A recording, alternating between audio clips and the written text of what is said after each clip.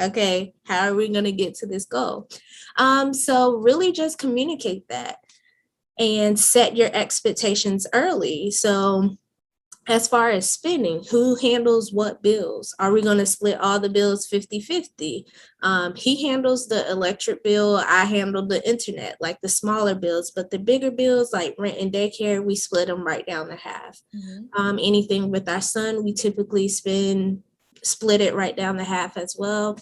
But yeah, just communicate, because you're never going to know what the other person is thinking. You're never going to be on the same page unless you sit down and talk about your finances. I agree. I completely agree with that.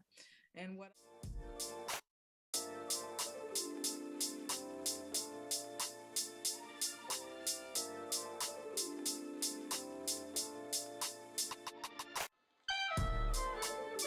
um, hello everybody. Thank you so much for to Butterfly Ambassador Ministries with Jelissa. Thank you for having both myself and Tempest here. I'm going to introduce myself. My name is Cindy Brown, and I am a financial coach. And I was asked by Jelissa to just enter a few interview questions that both Tempest and I are going to do together. Hello, everyone. My name is Tempest, and I'm Tempest of Temp's Thoughts. It is my own business. With my business, we talk everything from finance, motherhood to life. I like to give advice on finance, but I am in no way a financial advisor, certified financial advisor or anything. But I just like to give tips and information that I have learned on like the hard money decisions. So I have learned the hard way, so I like to give the tips to other people so they don't have to learn the hard way. So yeah, that's a little bit about me. Great. So then we'll just jump right in. I'll be asking, reading out the questions that she kind of asked us to enter, and we'll just make it a conversation. Yeah, I like that. I like that. Okay, so the first question is, what does the word tithe mean to you? We can start with that. Okay. For me, tithing is giving God 10% of what I earn. So it would be 10% of my first fruits, being as soon as I get paid, I would set aside that 10% to pay to God. And the reason why we tithe is because nothing is ours anyway. It all belongs to God. So it's a way of showing him that we recognize that everything belongs to him, and we're going to give him back their 10% and then work with the other 90. Yeah. That's amazing that you said that, because I basically answered the same thing. So for me, again, I said tithe is the first 10 of my earnings. And when I say like my earnings, for me, it's not just like my paycheck, it's my whole earnings, everything, like even what I get from my business, everything. And so it's giving it back to God, because at the end of the day, it's like it's his anyways. So He the one who gave it to us. Right. So he provided 100% of my earnings. And so I'm just giving him that 10% as a, sign of like, hey, this is yours, and giving it back to you. And then what I found is when I tithe, the 90% feels like 190. Right. It does. So yeah. The next part of this question is, how far ahead do you plan financially? Okay. Well, I like to plan and budget per paycheck. So I get paid bi-weekly. So I plan, which that's what a budget is a plan for your money. So I budget that paycheck. So I would budget 2 times a month since I get paid bi-weekly. I like to do it that way because it kind of like zones me in to my money more. Like if I did it monthly, I kind of could get lost in the sauce by the middle of the month and like, okay, but it's good to start budgeting per paycheck, because every time I get paid, I know exactly how much I have for those 2 weeks. I did also note here that besides just budgeting, I also like to kind of like plan ahead a year in advance for holidays and events. So once a holiday comes around, I start planning for the next year because especially Valentine's Day, Christmas, birthdays, we know they happen the same time every year. So I like to start planning those the year before. So I set a goal in mind. This is how much I want to save for Christmas, $1,000, say. So then I would break that down. Okay, how many paychecks will I have until the next Christmas? Okay, well, I divide that $1,000 goal by the amount of paychecks, and that would give me how much I need to save each paycheck in order to reach my goal for the following Christmas. So that's something, as well as emergency funds. I kind of notated that here as well, because even though you don't know when emergencies are going to happen, it's good to start planning for them. Right. So a good emergency fund is anywhere between 3 to 6 months of your expenses. So you break down your bills, your groceries, how much do you spend on a monthly basis, and then multiply that by 6 to get your 6-month emergency fund, how much you should save. Right. Yeah. So those are some things that I plan for financially. So what about you? Well, me, so like I kind of noted and said that like my household, we plan, the least that we plan for is a month, right? So Yeah. we have our monthly budget meetings that kind of helps us plan for, like, review the current month and plan for the next month. Gotcha. Right now, we're at the point that we can budget monthly, though. Initially, when we first got married, we weren't there. We were similar to you. We were budgeting every pay period. So, like, at the time, I was getting paid like on a weekly basis. So our budget was Gotcha. every week. But now, we're able to hold each other accountable and like more responsible to where we can have them once a month. Yeah. Got you.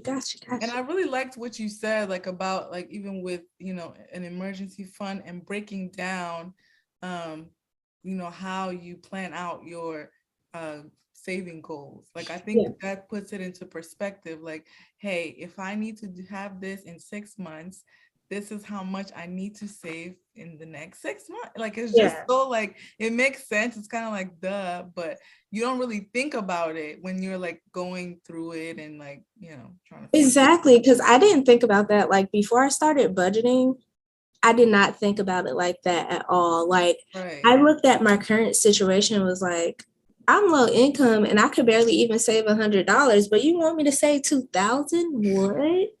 I didn't think it was possible until Right. like I sat and broke it down like that. And I'm like, okay, I may not be able to save 2,000 in a month, but I could do it in a year.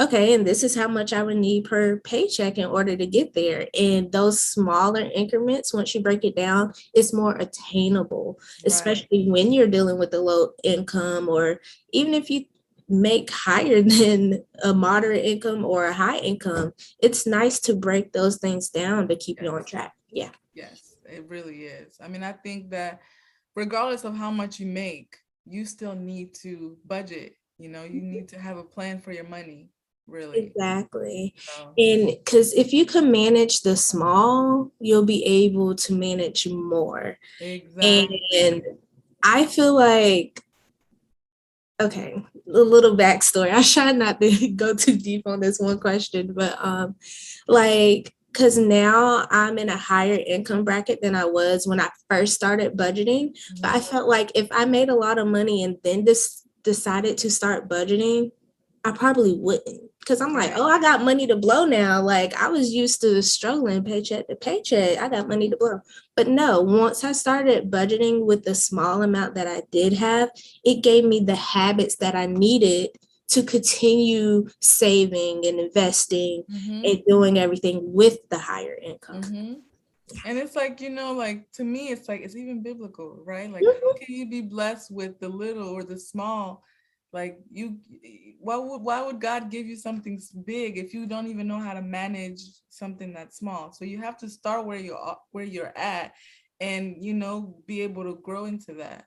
Yeah, So I agree with you 100%. Yes, I definitely. completely agree because the struggle is real, and I feel like you have to go through the struggle to be able to be a steward and help your community. And I think that's one of the main reasons why I'm doing what I'm doing with, with financial coaching, and you as well, Yeah. you went through it, and it's like, hey, let's help our community. Let's Mhm. help, our women in the world. Let's help people in the world to not have to go through what we went through. Yeah, because it was tough. And then when you don't see people that look like you or that are around your age or whatever, say, hey, I was there. You can make it through just like I can. It gets tough. And it seems like a never ending cycle. And it seems like something that you can't get out of because you don't see anyone that's similar to you or similar situations. Right. That's why it's like, I'm like, Sydney, hop on with me because we have different stories. Even though they're so similar, we have different stories and we could be able to help different kinds of women, Exactly. I completely agree. I completely 100% agree. That's why we're budget friends. Exactly. That's our And budget life friend. friends. But no, so we can jump into the next question, which is, do either of us know anything about investing and recommendation for stay-at-home moms? Okay. I'm in the beginning stages of learning how to invest. So I'm like still researching myself. So I don't necessarily give advice or anything on investing.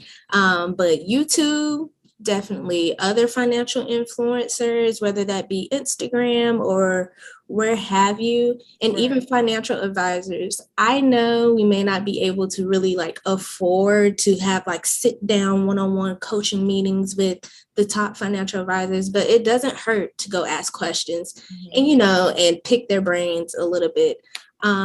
So that's definitely good. My advice for anyone that has a full-time job is definitely invest in your 401k.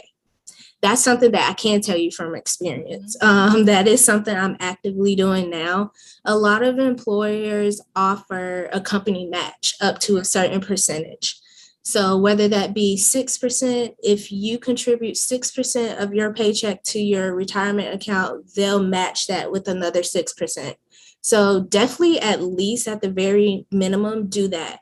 Because if not, you're leaving free money on the table. Right. And that's it. And you could just watch it grow. One thing that I didn't know that I actually had to learn, and I feel like maybe financial advisors or influencers or people who do invest kind of think it's common knowledge, but it's not. You actually have to set up your investment in your 401k. So having a 401k isn't just enough.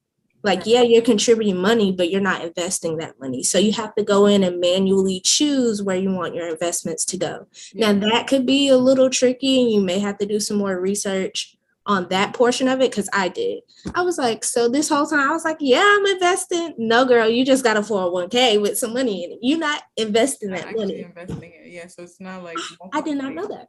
Yeah, the only thing that's really making it grow is what you're putting in, and then whatever your employer is matching. Yeah, when you could make it grow even more.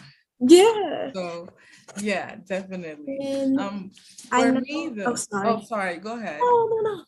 Well, I was gonna say that was for a full-time job. I know she asked recommendations for stay-at-home moms as far as investing. So I say just start somewhere. Start small, but at least start. And you could start with your children's college investment accounts. So I know in North Carolina, we have what's called a 529 account, but different states have different investments accounts for colleges.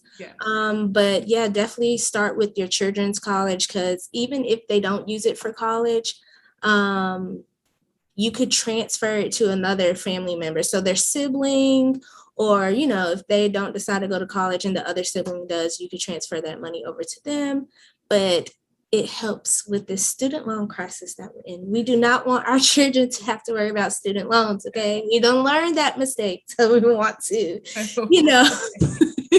you go another route with them. So that would be my recommendation for stay-at-home moms. Okay, go. Sorry.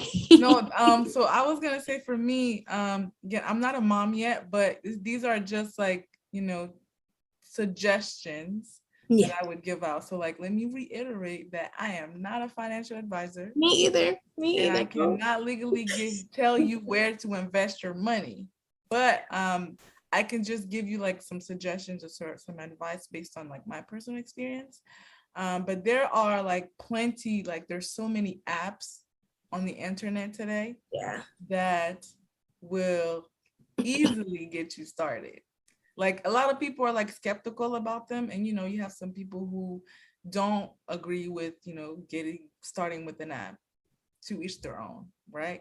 Like I said, with those people, I would say like you could do a Roth IRA, you could do your 401k.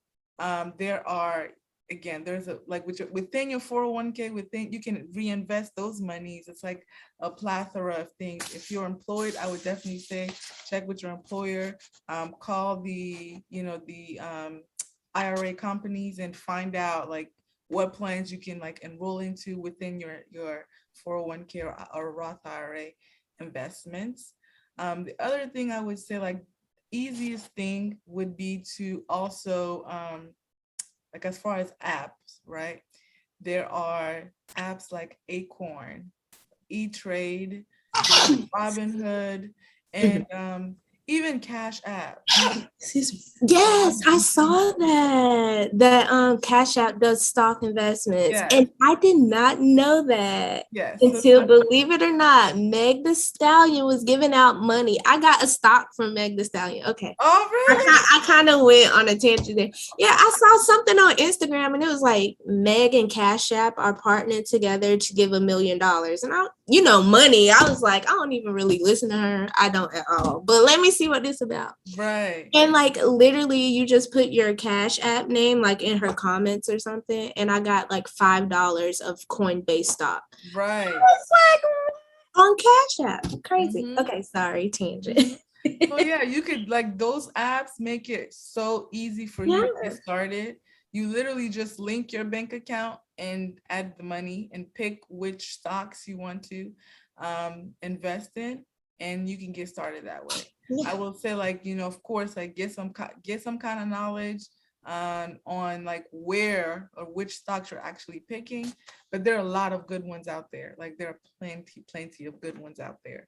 And then the last thing I'll say is definitely at least consult with a financial advisor, because even just picking their brain can open up your mind to like so many things. A lot of them do like free consultations. So yeah, just call one up. You might not be able to get started. And usually what they'll do is they'll like, either if you're not at a place to get started, they'll recommend you to like a financial coach. Hey. Right. So yeah, definitely look into like consulting with a financial advisor. That's smart. Mm-hmm. I agree with all of those things. How I started with like stocks is through Robinhood. So that was how I started. Like I want to eventually, maybe open up Fidelity but there's so many to choose from, like you said. And another point of advice I would say is don't get into like when you're first starting out, don't get into like selling, trading. Keep it for a little while, watch and learn how your stock grows and look at trends over time. Don't be so quick to, someone said I should sell it. Like, like the stock market is going to go up and down. It's going to have rise and falls, but like you got to ride those waves and like for you to really see, a good outcome, especially when you're learning. But with stocks, I would say like, or just with investing in general, like don't follow the crowd.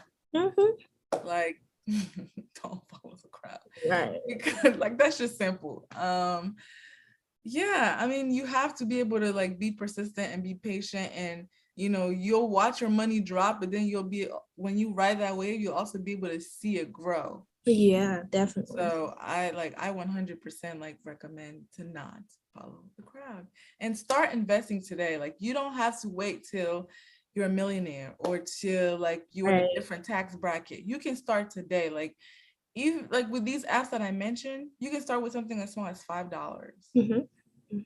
Like with especially with Robinhood is like one of my favorite ones. That's the one that I use. You can start with $5, $10, like, and just be consistent with what you're putting in, and you'll definitely see it grow. You will. This would be something maybe you guys would need to look into, But like Robinhood, they offer the fractional shares. Like you could either decide to put money in the account and wait until you have enough to buy a whole share, or you could, with those $5, like you said, go ahead and buy a portion of one share. That was something that I learned too. So yeah, you don't need a lot of money. You can get started today. So I encourage you guys to definitely get started. So the next question is, what are the best spending and or saving principles you would suggest to marriages? Yes, that's the question. Gotcha. So plug for me is Sydney. We have done a budgeting with a partner live on IG, on Instagram. So we have that saved. I know I have the full video saved on my page. And I have a portion of it saved, yeah. Right. So you could get some more in-depth discussion on this question from our Instagram pages. So we'll get Jelissa, right, to put our IG handles in the description of this video. So if you want some more information about this question, definitely check us out. But what I would say is communication is key. So we set money dates. We don't do it every month like you and your husband do, but whenever we need it, it may be every other month or something like that. And I'm like, hey, it's not adding up, or we need to rethink the way that we're saving for this goal. So we're going to call a money date.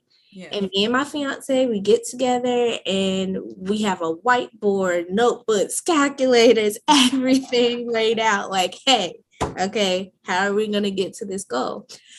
So really just communicate that and set your expectations early. So as far as spending, who handles what bills? Are we going to split all the bills 50-50?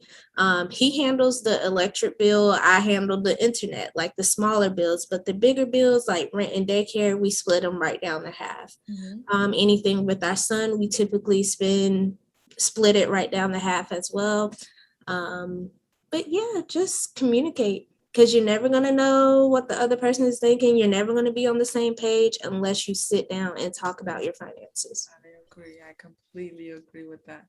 And what I entered for that was budget, and budget. That is the best spending or saving principles that, I could really give anybody. Because budgeting really just gives you